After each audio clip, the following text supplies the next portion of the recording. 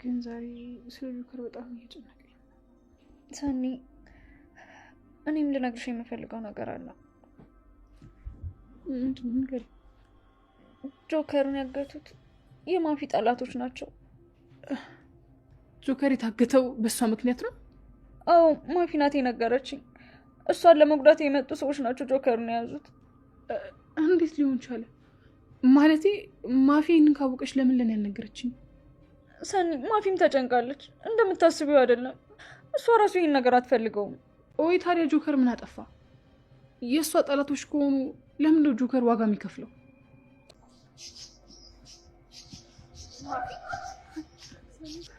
አንቺ እንዴት እንደዚህ ታደርጊያለሽ?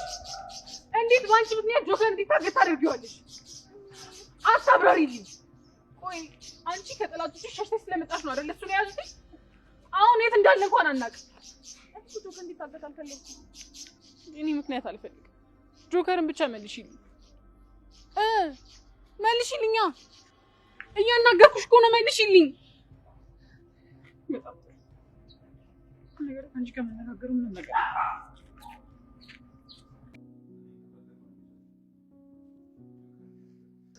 ቆይ አንቺ እንዴት እንደዚህ ታደርጊያለሽ? እንዴት ባንቺ ምክንያት ጆከር እንዲታገት ታደርጊዋለሽ? ከጠላቶቼ ሸሽቼ ራሴን ለማዳን መጣሁ። ግን እነሱ እኔን ሳያገኙ ጆከርን አግተውታል።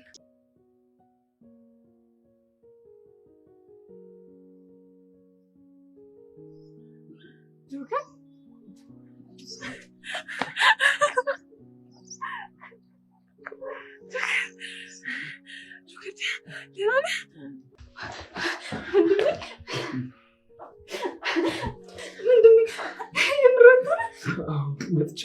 ሰላም ሰላም፣ እንዴት ናችሁ? በያላችሁበት ሰላማችሁ ብዝት ይበልልኝ። የጆከር እና የሰኒ አድናቂዎች ጆከር ስለመጣ እንኳን ደስ አላችሁ፣ እንኳን ደስ አለን።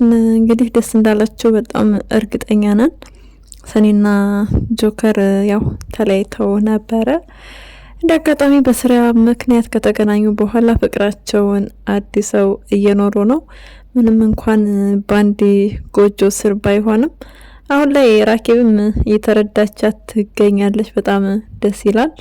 ምክንያቱም ያለ ጆከር መኖር አልችልም፣ ጆከርን እወደዋለሁ እያለች ሰሞኑን ጆከር ከታገተ በኋላ ሰኒ ያለችበትን ሁኔታ ስላየች ራኬብም በተወሰነ መልኩ አብራት ህመሟን ለመታመም ሞክራለች። ነገር ግን የምታናድደው ነገር ጆከር የሚለውን ስም በጭራሽ መስማት አልፈልግም እያለች ነው።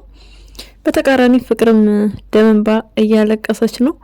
ፍቅር ሰኒን ለማየት ስትሄድ ወደ ቤት፣ ነገር ግን ራኬብ በጣም በሚያስጠላ መንገድ የሰው ልጅ እንደዚህ አይነት አቀባበል አይደረግም። ቢያንስ ችግር ላይ ነች። ሰው በችግሩ ጊዜ አጠገቡ ሊሆን ይገባል። ጠላቶቻችንም ቢሆኑ በችግራቸው ጊዜ እንባቸውን ልናብስላቸው ይገባል፣ ያስለቀሱን ሰዎች ቢሆኑ እንኳ ራሱ። ስለዚህ ፍቅር ደግሞ ሰኒ ምንም ያደረገቻት ነገር የለም። እንግዲህ ወንድሜን አትናገሪ፣ ከወንድሜ ራስ ውረጂ፣ ሰኒና ጆከርን ታያቸው ነው ያለችው። ይህንን ደግሞ ማንኛቸውም ሰዎች የሚሏት ነገር ነው። ምንም የሚካበድ ነገር፣ ክብርን የሚነካ ነገር ተናገራት አይደለም። ስለዚህ ፍቅርን የመለሰችበት መንገድ ራኬብ በጣም የሚያሳፍር ነው። ከትልቅ ሰው እንደዚህ አይነት ነገር አይጠበቅም። እንግዲህ ፍቅርም ደምንባ እያለቀሰች ነው የሰነበተችው። በጣም ነው የምታሳዝን። ደስ የሚለው ነገር ወንድሟ ተለቋል። ወንድሟ ሲለቀቅ በተቃራኒ ደግሞ ጓደኛዋ፣ አብሮ አደጓ፣ እህቴ የምትላት እንግዲህ ብዙ ነገሯን የምታዋያት በደስታዋም በሀዘኗም ጊዜ አብራት የሆነችውን ማፊን እያጣች ነው። ማፊ በጣም ነው የምታሳዝነው። ራሷ እንደምትሰጣቸው ስትናገር ነው እንግዲህ እነሱ ጆከርን ሊለቁት የቻሉት። በጣም ያሳፍራሉ። በዚህ ጊዜ ህግ ባለበት ሀገር ላይ እንዴት ነው ህግ? ቆይ አይሰራም እንዴ? ህግ የሚሰራው ለምንድን ነው? ወይስ ህግ የበታች ነው? ሰው ነው የበላይ እየሆነ ያለው? ማንኛውም ማህበረሰብ የበላይ ህግ የበታች እንደሆነ ተደርጎ ነው እየታሰበ እየተተገበረም ያለው። ህግ ባለበት ሀገር ላይ እንደዚህ አይነት ነገር አስፈላጊ አይደለም። እንግዲህ ወደዚህ ድራማ ላይ መርማሪ ጆ እንዲመጣለን እንፈልጋለን። ብዙ የህግ አካላቶች አሉ። በሪሊ ዓለም ላይም የምናየው ነው። አንዳንዶቹን ግን ህግን አይደለም የሚከተሉት ሆዳቸውንና ሆዳቸውን ብቻ ነው። አስተሳሰባቸው በጣም ተቃራኒ ነው። ከህዝብ ገንዘብ መሰብሰብ ማካበት ነው እንጂ የሰውን እንባ ማበስ የሚባለውን ነገር በትክክል አይሰሩም። አንዳንዶች ደግሞ ለህግ የቆሙ እንደ ህዝብ አብረው የሚራቡ የሚጠሙ ናቸው። ምክንያቱም የሰውን ገንዘብ በግፍ ማምጣት ማግበስበስ አይፈልጉም። ይሄ እንደነገርኳቸው ሪሊ ያለ ነገር ነው። በቃ በእውነተኛው ዓለም ላይ የእውነት በቃ እየተተገበረ ያለ ነገር ነው። በጣም ያሳዝናል። ስለዚህ እዚህ ድራማ ላይ መርማሪ ጆ መጥቶ አንዳንድ ለህግ ስለ እውነት የሚሰሩ ሰዎች እንዳሉ ማሳየት መቻል አለበት። ማፊ ነጣ ወጣ ጠላቶቿ ወደ ህግ ቀርበው እንግዲህ በመርማሪ ጆን እጅ ውስጥ መግባት አለባቸው ብለን እናምናለን። ስለዚህ ሁላችሁም ይሄ ቪዲዮ የሚደርሳችሁ መርማሪ ጆ ወደዚህ ድራማ ይምጣ እያላችሁ በኮሜንት ተጽዕኖ አድርጉ። ጽናት ከልብ የሚለው ድራማ ላይ ገብታችሁም እዚሁም ላይ እንግዲህ እንደነገርኳችሁ ጥልቅልቅ አርጉት ኮሜንቱን። መርማሪ ጆ ይምጣ፣ ማፊ ምንም መሆን የለባትም እያላችሁ ኮምቱ።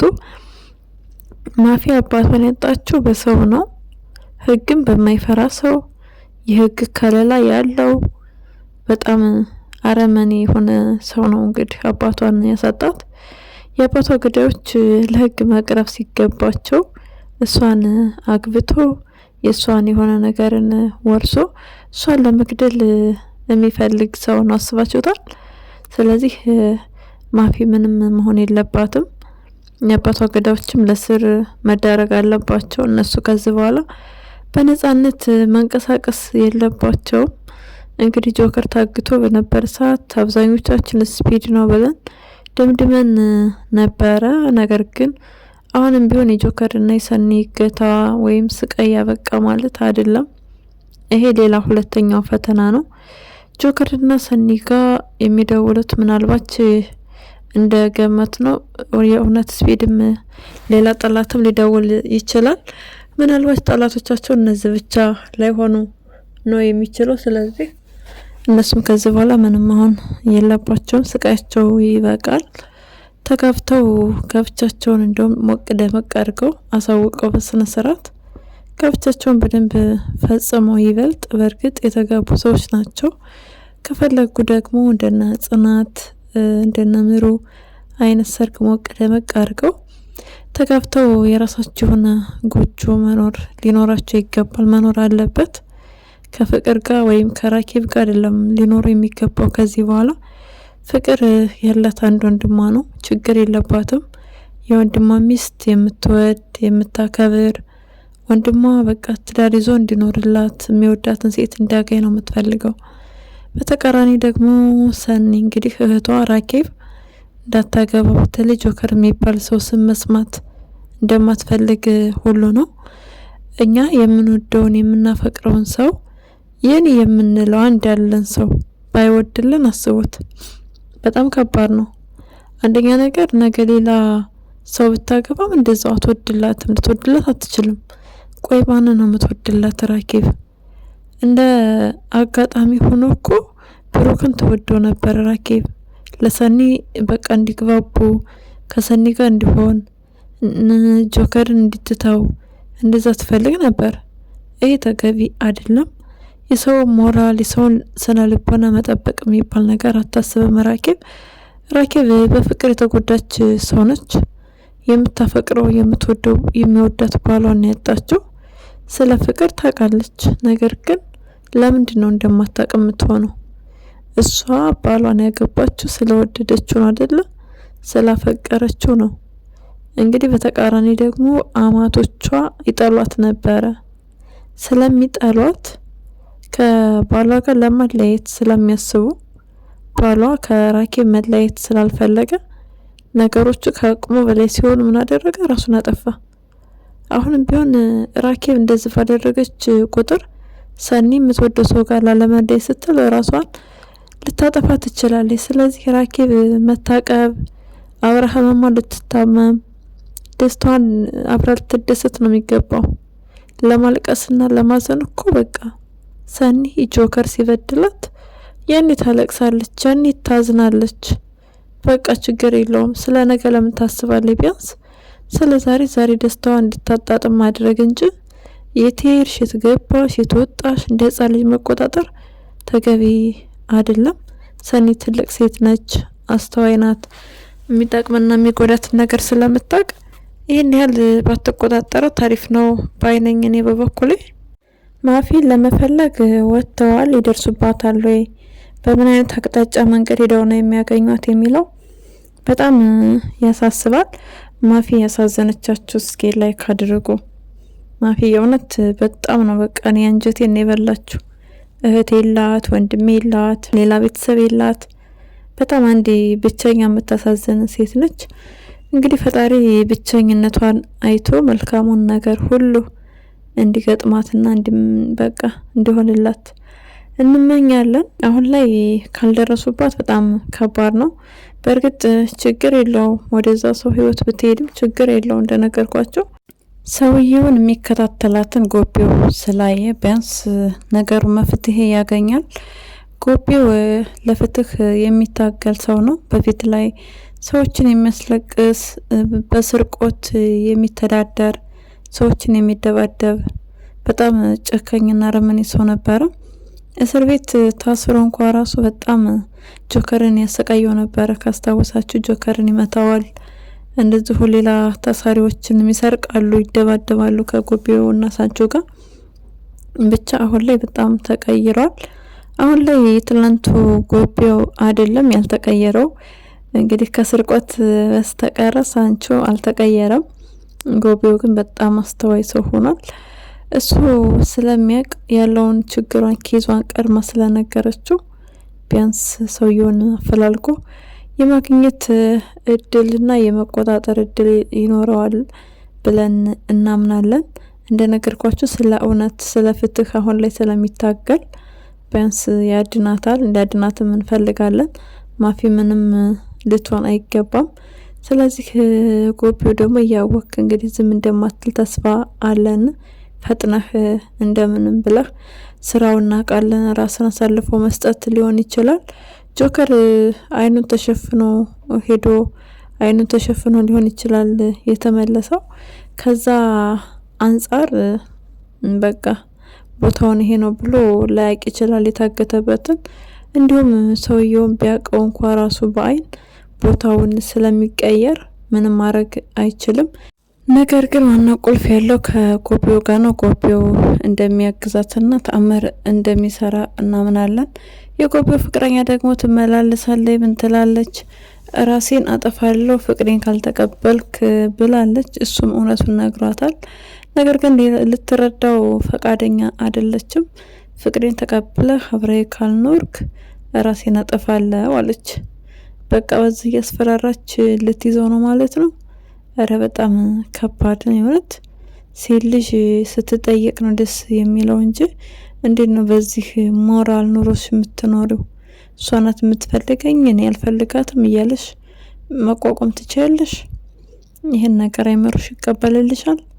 ለነገሩ ተቀብሎላታል። ሴት ሳትሆን እሷ ራሷ ወንዳ ወንድ ስለሆነች ምንም የሚሞቃት የሚበርዳን ነገር የለም። ክብር የሚባለውን ነገር ገና አልገባትም።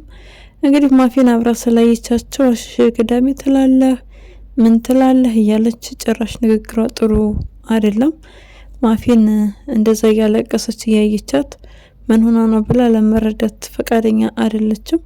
ሰው ሁሉ የሚገናኘው የእውነት በሪሌሽን ብቻ ነው ማለት አይደለም። በስራ በተለያየ አጋጣሚ ይገናኛል። ስለዚህ ብትረዳት እና ከጎኗ ብትሆን መልካም ነበረ። ነገር ግን ሊኖ የምትባል ሴት በጭራሽ ማሰብ ብዙ አትችልም። በሌላ በኩል ሳንቾ እንዴት ነው ዛሬ ኒና አንዱ አረፈሽ እንደው አትቀመጭም? ማን ተሳደቢልኛለሽ? ደግሞ ታግተሽ እኮ እያለቀስን ነው።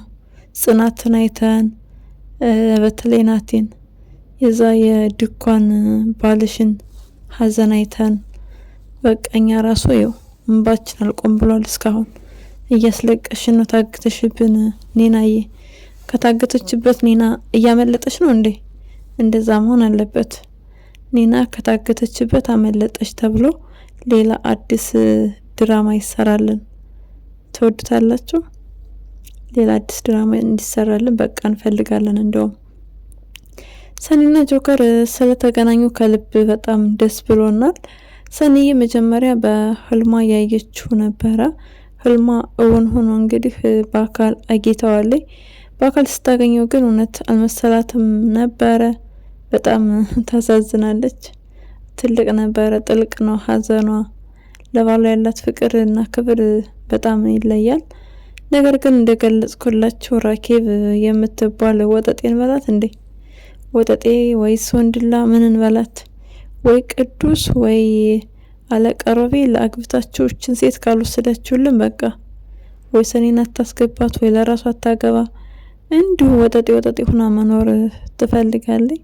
ስለዚህ እሷ ራሷ መጀመሪያ ባል ብታገባ ሰከንና ረጋ ብላ የመኖር እድል አላት። ስለዚህ ራኬብ ታግባ፣ ወንድ እንድታገባ በቃ እናበረታታ። ወይ ቅዱስን ወይ አለቃ ሮቤልን።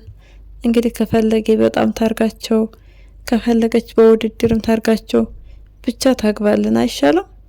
ብታገባልን ራኬብ መልካም ነው። ማግባት የራሷን ትዳር የራሷን ቤት መያዝና መኖር መቻል አለባት። በዛ ጊዜ ለሰኒም ትዳር እንዲኖራት ትመኝላታለች፣ ትዳርም ታስይዛታለች። ለዛሬ ያዝንላችሁ ቪዲዮ ይህንን ይመስላል። በሌላ ቪዲዮ እስክንገናኝ መልካም ጊዜ እንዲሆንላችሁ ተመኘን። ለቻናላችን አዲስ ከሆናችሁ ሰብስክራይብ፣ ላይክ እንዲሁም ሼር በማድረግ ቤተሰብ ሆኑ። ሀሳብና አስተያየታችሁን ኮሜንት ላይ ጻፉልን። እናመሰግናለን።